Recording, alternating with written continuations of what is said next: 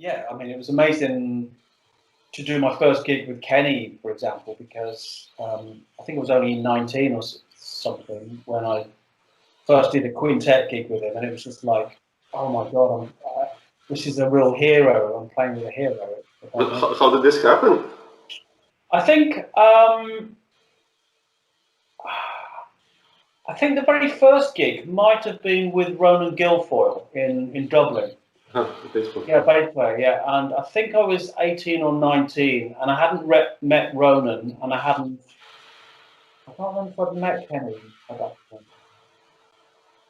I think I did know him, actually, but I was always a bit nervous. But then I was doing a sort of quintet gig with him, and then a couple of things happened. And before I know it, he was calling me to do some gigs. And it was really lovely. Really nice. How was it like to play with him? I mean, he's also one of my heroes, like all those The Widow and the Window and Glue High and all those records. Yeah.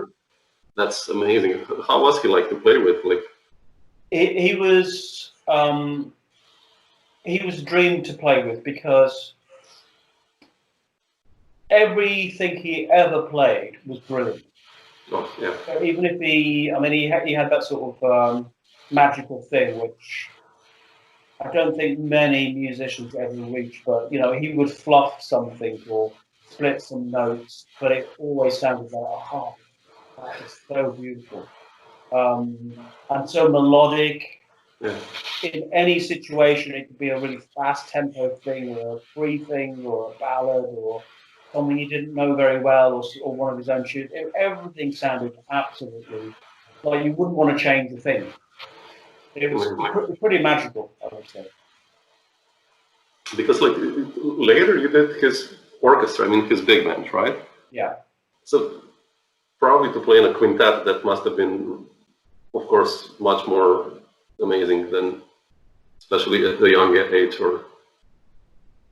Well, playing in a quintet was amazing because it's a bit more personal. So you're really interacting, and sometimes we'd improvise together. So and we're sorting things out on the gig, and the quintet thing is a lot more personal and intimate, I would say. And that's why I particularly love that ensemble size. But the big band, for me, that was something incredible, because the tour we did for his 60th birthday, which resulted in music for small and large ensembles. Mm-hmm.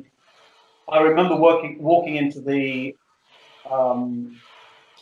band room where we were rehearsing, and I looked around, and there were all these stars from the British jazz scene. And then there was John Abercrombie, Peter Erskine, Dave Holland, of course, John Taylor, Kenny. It was just like, oh my God, this is, and I was 23, I think, or something. Oh.